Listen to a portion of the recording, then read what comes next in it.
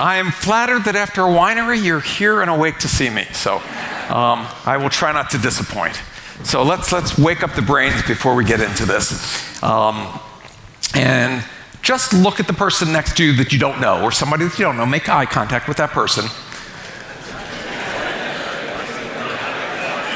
One of you during the next 5 years will lose your job in your business. That's a fact. So here's what we're going to talk about today.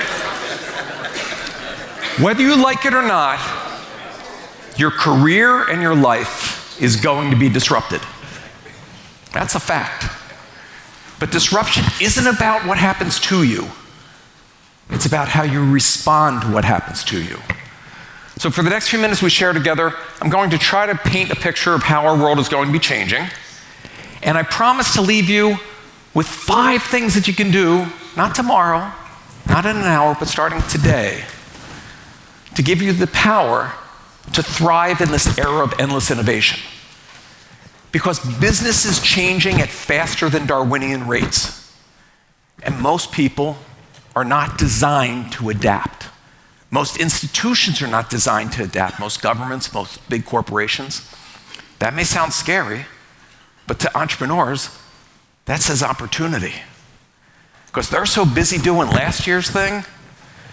I used to run one of the largest consumer electronics companies in the world, and they just saw everybody else in Tokyo as the competition. They weren't on the golf course on Sunday, you know? Steve Jobs wasn't playing golf. They never saw Apple coming. So that's what it's about. Now, for decades, we've had people make predictions that jobs are disappearing, and over the next 5 to 10 years, half of all jobs on the planet will disappear.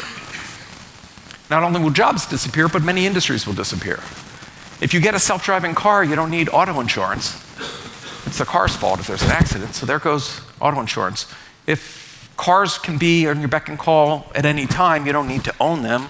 Parking lots don't make any sense.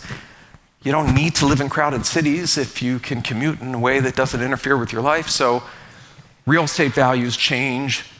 Why do we have parking lots? Why do we have malls? Why do we have urban areas? So you're going to see many things change. So I'm old. When I started out, the goal in life was to work at one job and get that gold watch after 40 years and then die with a nice watch. I never understood that goal. Nowadays, the best-selling watch in the world doesn't work for more than 24 hours if you don't plug it in. Something's changed. And we're in an era of not just basic disruption, but exponential disruption. And for those people, because I've heard other people talk, let me tell you the difference between innovation and disruption so we can get this out of the way. Innovation is incremental change. Cavemen took a rock and hit the other guy. And then they came around in the Bronze Age, they made little bronze knives and then swords, and then you got, the Middle Ages. And then you get all the way to that scene in Raiders of the Lost Ark where Indiana Jones is on the streets of Cairo and the Arab guy comes out with the giant scimitar and Indy pulls out the Smith & Wesson and goes, boom. That's disruption. No one cares about making a better sword. No one cares about so many things because they've changed. The biggest hotel chain in the world doesn't own a single hotel. The biggest taxi company in the world doesn't own a single car. The biggest media company in the world doesn't make any media. The largest retailer in the world has 0 inventory. And the fastest growing currency in the world has no nation state behind it. What do these things all have in common?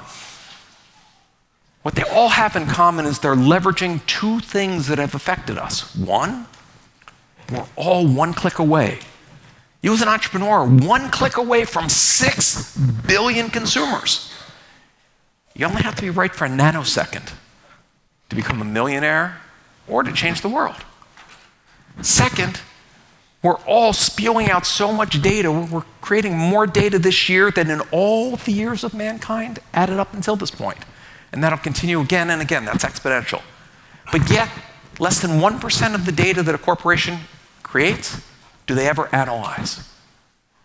So the only competitive advantage you will have in your business is to get insights from your data faster than the competition. That's it. And if you're not thinking of your business as, oh, I'm not in a tech business, oh, yes, you are. What's the last thing you looked at last night? And it wasn't your spouse.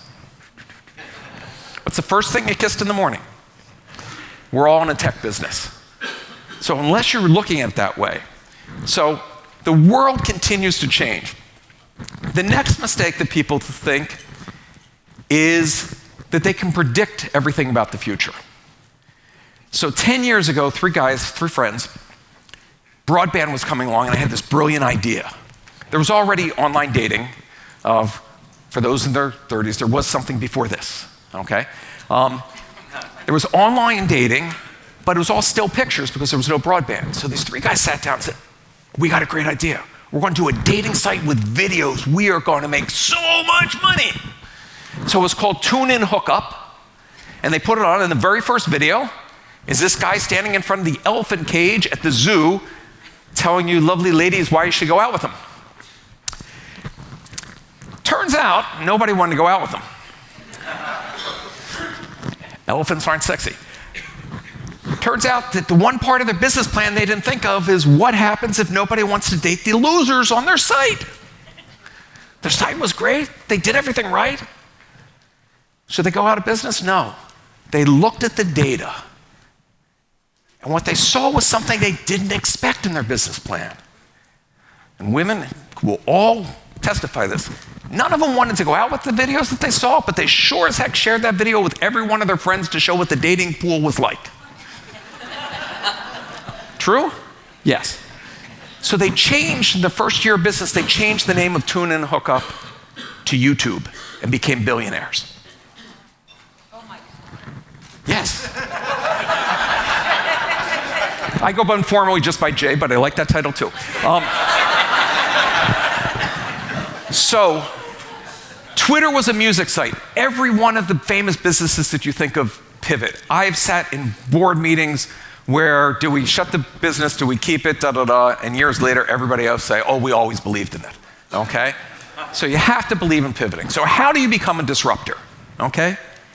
Every 48 hours, a new billionaire is created. What have you been doing for the past 2 days? Bunch of slackers, okay? And the billionaires are coming because they're seeing the world differently. So let me give you an example. And I said, I'm going to give you the 5 steps to do this. Let me tell you how disruptors look at the world. How many of you, whether on this trip or on another trip, have been at the airport and your flight was canceled? Okay, that's my test to see if you're actually listening. And what do? We sit there and take it. So a friend of mine, he was sitting there, and he goes, wait a second. All these people don't have a thing? He went and said, what's it cost to charter a plane? He figured out the math for him and his girlfriend at the time, who's now his wife, to fly for free. And that's how a music exec starts an airline, because this flight got canceled. Airbnb was started because 3 guys couldn't pay their rent. So they decided to get some air mattresses in San Francisco when Macworld was coming. So entrepreneurs do not sell things. You solve problems. Solve for 5 people, you have friends. Solve for 1 million, you become wealthy. Solve for 1 billion, you change history. Entrepreneurs are the only people that have that power. And that's why I like being here. So in the course of my career, I have gotten to work with some of the smartest people in the world, some of the biggest mind changers. And if you really want to know how to predict the future, hang out with the people that are coding it. You don't have to be smart. You just have to hang out with the smart people. And I noticed a pattern. If you would have told me when I started out that dozens of friends would become self-made billionaires, I go, what are you smoking? Okay? But it happens. And it continues to happen every 48 hours. And they're getting younger and younger. Kylie Jenner, billionaire at 21. And it's not just because she's a Kardashian. She did something different. She's more money than mom or any of the sisters. Very smart. So today, I can't go through all the changes, but I'm going to focus on 3 that I believe as entrepreneurs will be affecting your lives the most. The first is digital currency. Forget all the hype of this thing and that thing. Digital currency is here, it's changing, and there's no going back. Number 2 is augmented reality. You look at that phone all day long, within the next 5 years, you will never take your phone out of your pocket again. You will have heads-up display, and it'll open tons of new business opportunities that we could talk about. And the last one is my favorite, the electric drill. Audience participation time again. By show of hands, put your hand up if you own an electric drill. Keep your hand up if you own 2. Anybody own 3? Don't share a cab with these people. Put your hands down. I'll explain why in a little bit, the electric drill. So the first thing that we have to realize is business as usual is dead, and I don't care what business you're in. What worked before may not work again. You know, if you're a multi-generational business and you're taking over for the previous generation, you got to make changes, even though everybody tells you not to. And according to a study by Oxford, of those businesses that do survive, it's all because they're doing something new and different. And we're going to see this happening more and more. This is one of my favorite pictures, a picture from the US of 3 failed industries. Borders, books, Amazon blew them up. We all know that. Blockbuster always amazed me when they went out of business. The reason was their competition didn't sneak up on them and name themselves, we're mailing you discs in the mail, Flix. They named themselves Netflix. They weren't on the internet when they named themselves Netflix. They were mailing DVDs in the mail. They told their secret plan to everybody, and no one cared until they were so big that Blockbuster went bye-bye. But anybody see what the third business is that's out of business there? Strip malls, shopping centers, malls, you know. I was laughing as the biggest chain in the world got bigger and bigger, and the 2 guys owned all the malls until one guy in Australia owned every mall. And like, how are you ever going to make a buck? Well, they found the one guy in France to sell it to.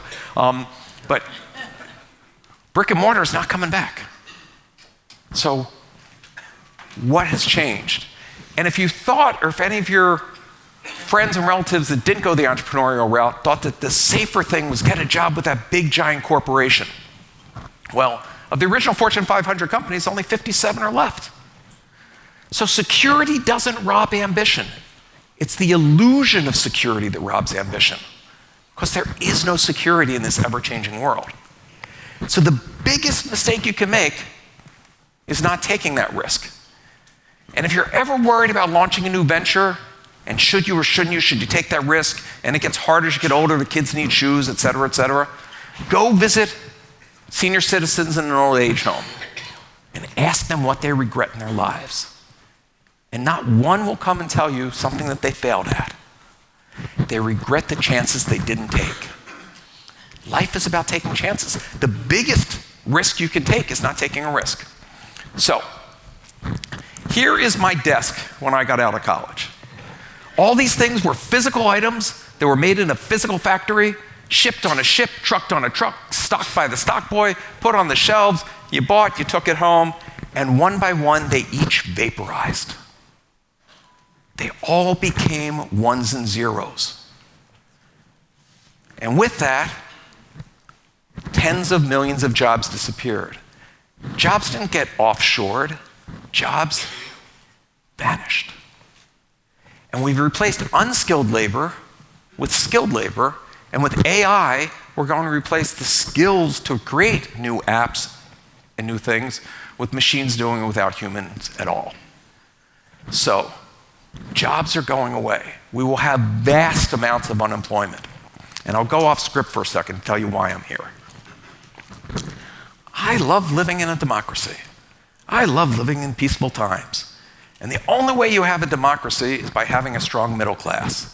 And the only way you have a middle class is by having entrepreneurs create jobs. So it's you guys that hold the keys to our future. Governments don't create jobs. So that's why I'm here, and that's why I'm spending whatever time I have left on this planet trying to teach this. So the immediate automation is going to be massive. So I recently was vice chairman of Deloitte.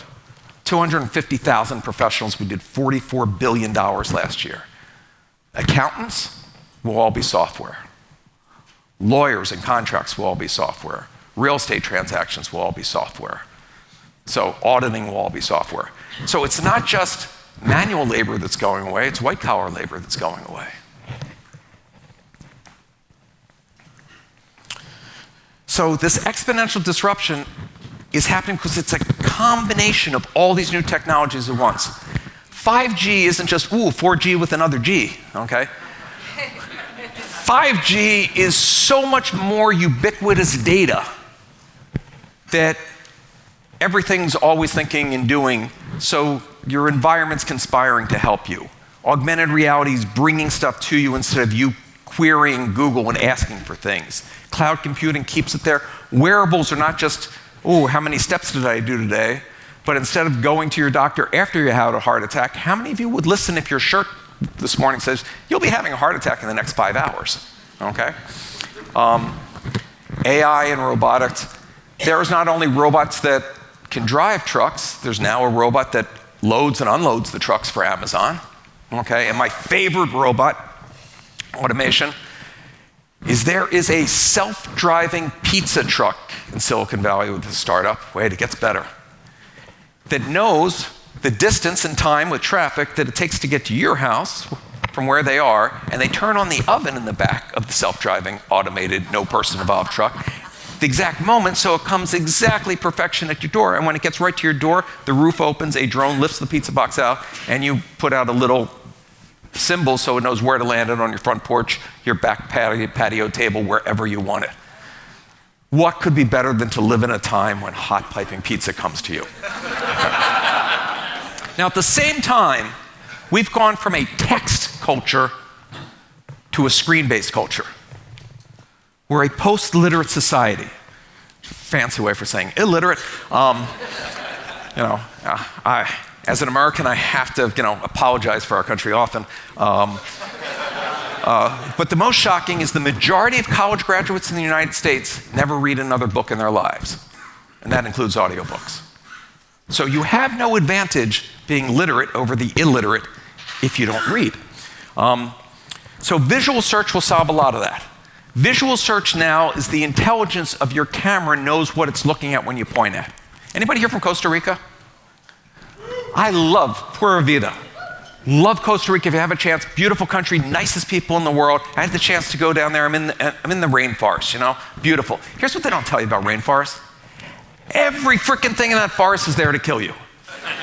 Don't touch that plant, it'll eat, it'll burn. Don't touch that thing, that's a thing. That's not a thing, that's a viper. Oh, that's not rocks, that's bats sleeping during the day. I'm walking through the jungle like this. But pretend for a second that you now get bit by a snake in the jungle. You take out your phone, it's cool for Instagram, but really, you don't want to know the Latin name of the snake. You want to know one of two things.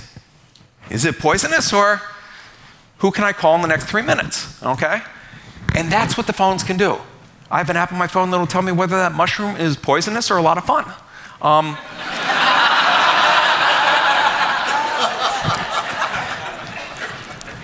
Aren't you glad you got up? So we're in an era of the fourth age of computing. The first one was the personal computer, which really connected us to knowledge outside ourselves. And this is really the only thing that separates us from the animals. It's not language, they have tools, everything we learn, but we can store knowledge outside of ourselves to pass on to other generations. The internet connected us to all the knowledge that's ever been.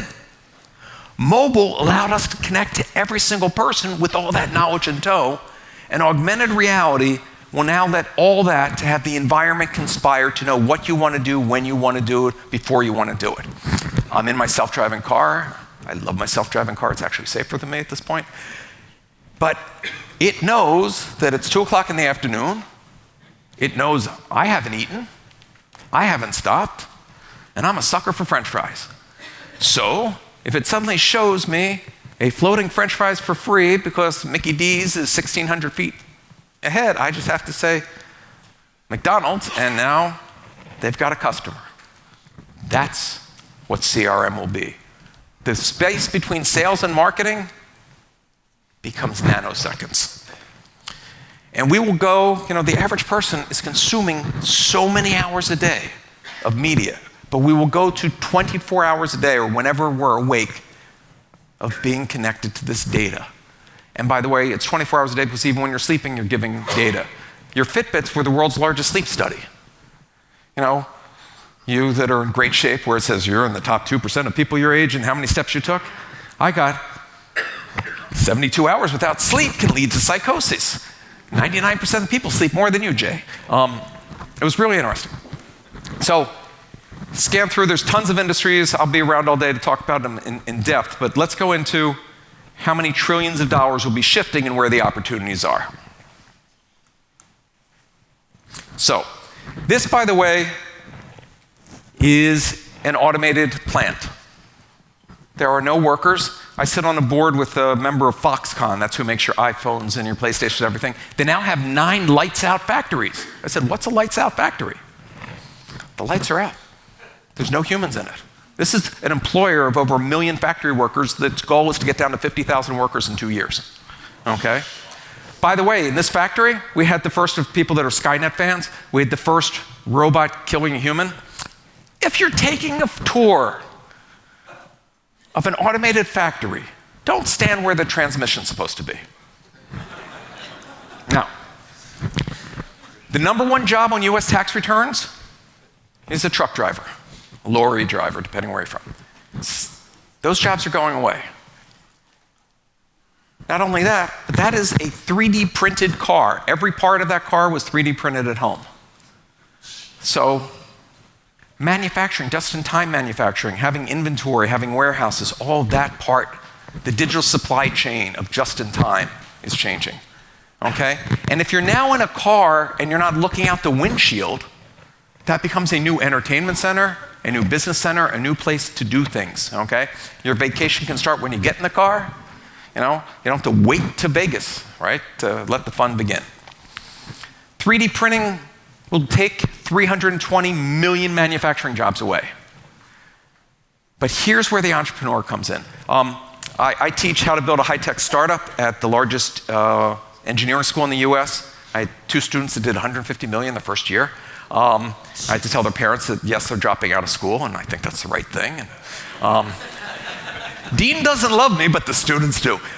So a professor there came up with the idea of he can build a 3D printed house in just 2 days. You know how rich he's going to be? Not very. Competition can do it in 1 day. Okay? That's disruption. But let me talk about where the entrepreneur comes in, because this is the value add. Okay? You don't have to invent a technology. You have to solve a problem with it. 3D printers already exist. So, heaven forbid you have a child that's born missing fingers or a limb. Prosthetics are very expensive, and they won't get a real working prosthetic until they're in their teenage years, which means when they're a little kid, who's going to pick them to be on their sports team? How does that change their outlook, their social, their friends, their self-esteem? We all know. So some entrepreneurs decided they're not just going to make low-cost 3D prosthetics. They went to Disney for a license. Now you can be Frozen. You can be Iron Man. You can be Darth Vader if you're bent that way, right? I want Darth Vader on my team, right? Changes the trajectory. And this young woman is absolutely incredible. You can find her on YouTube, born with no 4 limbs, and she can now play a concerto. There won't be a dry eye in the room. And she has millions of YouTube followers. She makes new prosthetics that do fun stuff. And these are things that cost less than $20. That's what an entrepreneur does. Anybody know what that's a picture of? That's how we get chicken in the US. I eat meat. I'm not nagging it, but not the healthiest way to get stuff. Well, now, we all know the Impossible Burger, you can now have vegan meat. And when I say meat, they bred hemoglobin in plants, so the plants actually bleed blood. So it tastes the same, it's juicy, it's bloody, it's just kind of mushy. So they'll figure the mushy part out. We also have changes in technology. You can 3D print cornea, you can 3D print kidneys, you can 3D print hearts, okay? This is the first nose transplant of a 3D printed nose. That's human skin that won't be rejected because it's his human skin, but it was 3D printed and made. Think of the advances that we can have with that.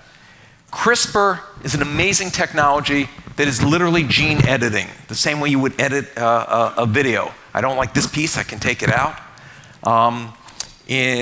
China's way ahead in this because they don't necessarily have the brakes on it that we would have in the West. But you can now have children born that cannot ever catch AIDS. You can have that for many, many diseases. In the US, this little girl has leukemia. She had 6 weeks to live, so the government allowed CRISPR to be done on her. They changed her genes, they cut out the leukemia, they put in a good piece. She's going to grow up as a normal, healthy person. That's amazing. But technology can also be used the other side. You could also make sure that all of your soldiers can't get a certain disease and do what the US did when we did Westward Destiny, give disease to everybody else. Let's talk about why digital currency is going to work. So when we look at biometrics, our unique identity, you will now no longer need cash or a wallet or a credit card. And when you look at what's going on in China, China did $5 trillion, and the numbers for this year, it looks like it's going to be $15 trillion in mobile payments. No Visa, no MasterCard, no bank. Complete disruption of the financial industry. Now imagine if you can do that anywhere in the world. I sit on the board of a company called Abra that now allows you to buy any stock. You can trade currencies, you can trade gold, anything you want, all anonymously, all without fees. Millions of workers in factories can send money back to their villages or back to their homeland with not giving up a third of their salary to Western Union. Complete disruption. And the secret sauce of this is it will now provide credit to the 2 billion unbanked. It'll help lift the poorest out of poverty. What Eunice did in microlending can now be done digitally at scale. You saw countries that didn't have stable currency go to the US dollar as a way to go to it. Now you can go to a rational currency that no government, no politics can change. This is happening. And you say, well, Bitcoin went here, Bitcoin went there, this one. Well, think of the dot-coms in the year 2000. There were a whole bunch of crazy ones that disappeared, but there was a kid named Jeff Bezos that had a pretty good idea with Amazon, okay? So Facebook has a team that has built the Facebook coin, Amazon has the Amazon coin, Apple has the Apple coin. When these start coming out, you'll really be sitting, depending what nation you're coming from, and say, do I have a better chance of hedging against inflation to keep my money with Amazon or to keep it in my bank giving me 0% interest and I live in Venezuela and there's 1,000,000% inflation? So all this is borderless, all this is frictionless, all this is transparent and honest, and it can't be hacked, and I can talk to people later in the day why. So the unbanked is the big issue, and the unbanked become a bigger issue when I tell you with climate change that we will have more refugees internationally than after World War II. We'll have hundreds of millions of displaced people that don't have records of who they are, of where they come from, what they own, and now that can be on a blockchain, and they can have dignity and identity and be able to be wherever they are. So the Bitcoinization will start with countries that have bad currencies and will end up to be the mass. Now, whether it's Bitcoin or a different currency doesn't make a difference. Blockchain, I won't get into the deep of it. If you don't believe me, head of the IMF has basically said, yeah, this money stuff, this gold stuff, we started with seashells. That was the first currency. Guy had a bunch of seashells, and I'll trade my seashells for your seashells. It's all been virtual. That piece of paper that's printed in your pocket is just because we both believe it's worth something. That's all that it comes down to. So it's about trust. And chatbots and banking services and all this can now be done digitally. I know I'm going through this very fast, but a lot's changing. So let me give you an example. My team worked on creating a virtual currency for the 20 largest banks in the world. All that it's used for, you can't buy it, I can't buy it, we don't have access to it. It's for them to do cross-border settlements.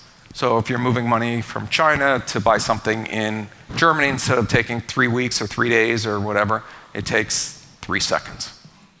And then they add bureaucracy and it takes 3 hours. But the point is, according to Goldman Sachs, this saved the banks $11 to $12 billion a year, year in, year out. This isn't going away. This is efficiency. It also fixes massive capital holes. These happen during crashes where capital just vanishes. Now capital doesn't vanish. And what does this all come down to? Data beats opinions. Everything that I've talked about is data-driven. Look at your business from a data perspective, and you'll never be disappointed. We all have opinions. Opinions don't matter. Invite data to the meeting. It has no ego. It never lets you down. Doesn't ask for bonuses at the end of the year. And that's what it comes down to. So marketing is no longer just based on creativity. Marketing is really about bringing data at the beginning of the conversation to see where you can go and what problems you can solve. And I can give tons of examples of times that we've used this. But more data requires more creativity, because there's tons of data that you can make more charts. We've all worked with that boss in our career that just wanted tons of charts of tons of stuff, and you have a forest, but you don't see any of the trees, you don't see any of the trends. So knowing what to look at, what to measure, what to move for, that's where you add value. That's where you, as the small, quick-to-move entrepreneur, can look, see what works, iterate, look, iterate, and win.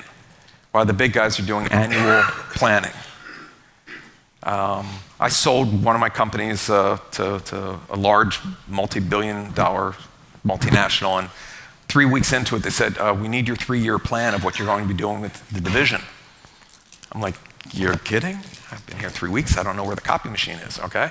So I said, you know what? I'll make this year's numbers really low, right? And then they'll just fire me in 2 years because I have no idea. And so the year goes by. Of course, I hit all my first-year numbers. Yay, I know how to play the game. Get the big bonus, and then they come around and say, we need your new 3-year plan. I go, huh?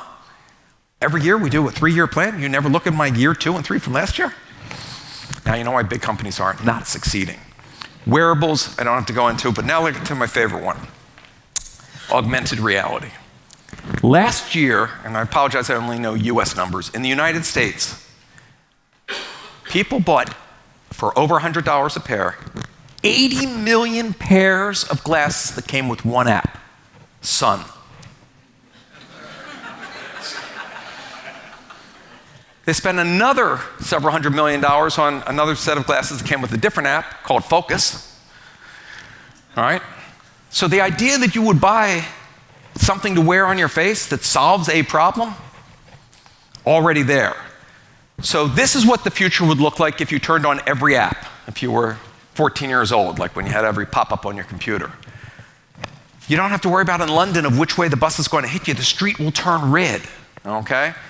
Every store will customize. You'll walk into the department store and every mannequin will have your body shape, but more importantly, it will be wearing the garments that you previously bought there, mixed in ensembles with the new spring collection. So all of this customization will take place because of augmented reality. And instead of holding things up and playing Pokemon Go style, okay, it'll just be there. And same with your car and your car windshield and everywhere that you go. And that is solving problems, so you don't have to ask where it is. In Tokyo, there's the zoo, fun zoo, but finding it from the train station is quite circuitous. So they motion captured little penguins. And then if you have AR glasses or hold up your tablet or phone, you can see penguins walking down the sidewalk, hopping around, and just follow the penguins. How many of us go to conventions at big hotels like this and you have to find the Monterey room? Well, now you can follow the EO logo and just go there. Or where did I park the car 3 weeks ago last I saw it? Same type of thing. So the money's going there. If you want to know where the opportunity is, look where the big guys are spending their money, because they're just making the hard pieces. They're making the eyewear, they're making the interfaces, but they don't have a clue as to what you're going to use it for. So those individual apps will be the apps of the future that make a ton of money. And we're looking at something that's going to grow 40% year on year for the next 5 years. Not a whole lot of industries you can say that about. Breezing through AR. So imagine going in to the wine section and I want wines from Portugal. I want wines from Portugal that I haven't had yet. Or I want a wine that I had when I was at the EO conference. All that will happen just by you talking. And that's what all retail will be. Conversely, everybody thinks of augmented as adding to the environment. When you go into a supermarket, there are 40,000 SKUs. Yet in a typical household, you'll buy less than 200 products in a year. So that means all that noise is just in the way. You just came back from the doctor told you got to eat better, you got this or that, and you decide you're going to do the keto diet. I don't remember what it is. Show me stuff that I could have on the keto diet. Everything else will vanish from the shelves. Show me the products that are halal. Show me the stuff that's vegan. Show me the ingredients that Oprah talked about. It doesn't matter. The store will now be responsive. And the biggest retailer in the States I was working with scanned in every single product. So what you'll be seeing is a virtual version of the stores, and it can be changed at any time, customized just to you. So your product and what you do will disappear if you're not part of this world. They will not see it when they go in the store. It doesn't matter. So the old days of making the perfect package next to somebody else that made a perfect package, next to somebody else that made a perfect package, until it's a whole, noise. That's what this solves. The next thing that's going to happen in retail is Li-Fi. So we all know what Wi-Fi is. It's a wonderful thing that kind of works, but it doesn't go through that wall as well, and it disappears. Li-Fi is super broadband. They're replacing all the fluorescent lights that use a ton of electricity with LEDs that use very little, but LED, for a little science thing, is just electricity, so it can go on and off infinite number of times in a second, ones and zeros, so you won't notice it flickering, but it's giving you tons of data. So you can deliver high-quality video to your glasses, to everything. So your first places where you have these great experiences will be at retail. Now, let's get to the electric drill. I know you've been waiting. According to the Electric Drill Association, in your life, if you own a drill, you will drill for 13 minutes. Zip, zip. IKEA bookcase, zip, zip, zip.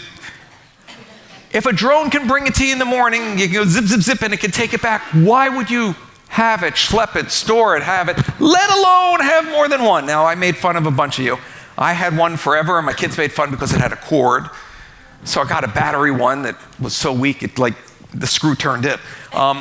So then I got the super, there's no reason to have these things. And we recognize this now. Well, a car spends most of its time parked. Why have a car? Access becomes more important than ownership. This is the sharing economy. It started at $26 billion, it's going up to $100 billion. We understand it from cars and bikes and apartments and Airbnb, and it goes on and on. Two gals that were in grad school at Harvard and didn't think they were going to do a startup faced a dilemma that most women face. Guys, we've been wearing the same stuff for years, so you can tune this part out. Do you spend all your money to get that gorgeous designer dress and then be known as the girl in the purple dress for the next 8 months? Or do you spread your money around and get a bunch of ugly outfits, but at least you're wearing a different ugly outfit each time? So they thought this didn't work, so they started a company called Rent the Runway, where they could rent designer stuff, just like the way a guy would rent a tuxedo. You want a Birkin bag? Why spend $15,000? You just want it for the one party. And they've completely changed the entire fashion industry by doing that. So anything that's excess, anything that data and software can make efficient will be maximized. This is the Uberization of life. Nothing was more frustrating if you were ever in New York in a snowstorm or London in a rainstorm, then that's the one time you need a cab and you couldn't get one. And if you were lucky enough to get one, the odds that that driver spoke the same language as you, not likely. And the odds that either of you knew how to get to that location was also impossible. Uber solved all that, but Uber isn't about moving bodies. Uber's about maximizing that data. They know, in the next version, what your Spotify list is. So when you get in the car, it's playing your Spotify list. They know that where you're going is 35 minutes. It'll play on the in-car screen the next thing in your queue on Netflix. They know it's your anniversary and you haven't bought anything yet, and there just so happens to be roses in the back seat when they pick you up. You can stay married or be a schmuck. Choice is yours. So data will be driving consumer purchases in car, consumer purchases out of car. And we can go into all the things that the next generation are doing. And you'll see Tesla is running circles around what Uber's thinking of doing, and I can get into that another time when we have more time. So, let's get into your life, your job, your career, why you came here. What can you do? I think I've convinced you that this is changing. Well, you've done the first thing. You got outside of your comfort zone. You're meeting people from other places and other things, okay? And by the way, if you want any of these slides, just email me and I'm happy to share anything with you. So the first thing you have to do, if you want something you've never had, you got to do something you've never done. It's as simple as that. Henry Ford said it so eloquently, if you think you can or you think you can't, you're right. So it's really about getting out of that comfort zone. And most of us set limits for ourselves when none really exist. You are limitless. I'm the most successful idiot you'll ever meet, okay? And I know a ton of other successful billionaire idiots that we all go, how did we get so lucky? Turns out we started when we were too young to know how much we didn't know, and no one stopped us. It's that simple. Most of us are stopping ourselves. Everyone thinks of changing the world, but no one thinks of changing themselves. Disruption starts internally. It starts with breaking those things that you've told yourself since a little kid. In 3rd grade, you got 7 times 8 wrong, and now for the rest of your life, you've been saying you're bad at math. You could go back and get a perfect test on any 3rd grade math thing, I guarantee you. You know? Or you can't spell, or you can't public speak. Most people would rather, at a funeral, be in the casket than give the eulogy, okay? Get out of your comfort zone, do these things, show, because once you see that you are malleable, that you can change, once you can change that voice that's been telling you everything from forever, and by the way, your parents put that into you because they didn't want you to fail, they didn't want you to suffer, they didn't want you to be unhappy. But they did you a disservice. We learn from failing, we learn from growing. So change that. Every obstacle in your life is actually an opportunity in disguise. If you have problems, congratulations. You're halfway to being successful. If you have no problems, if you just have a silver spoon and you're an idiot, you may end up president of the United States, but...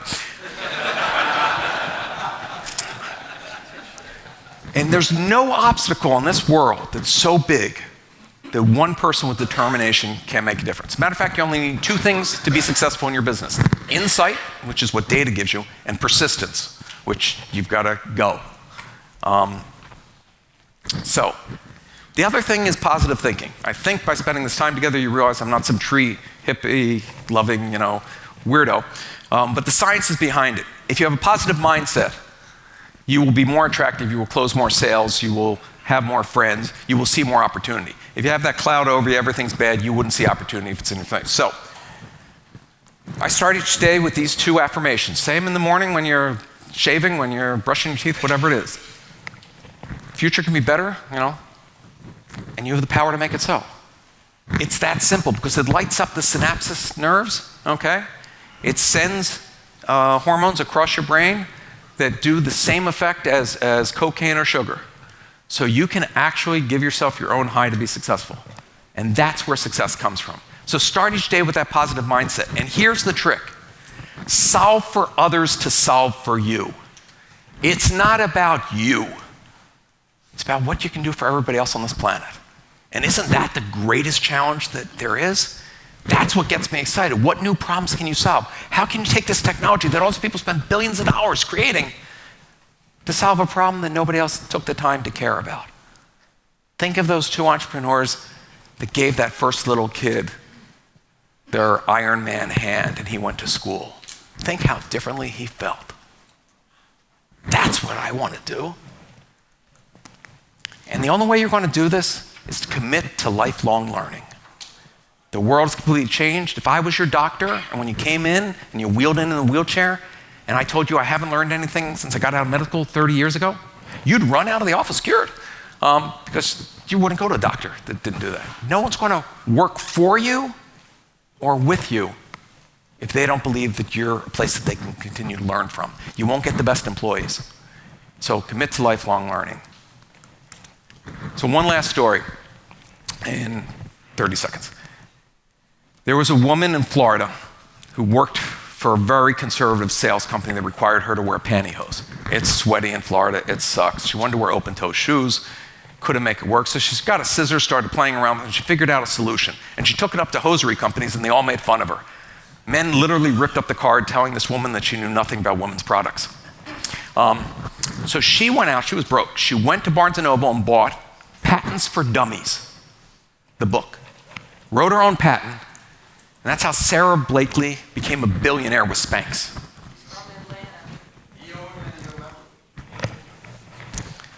That's the way to look at it. Solve a problem, change the world. I thank you, and have a great conference.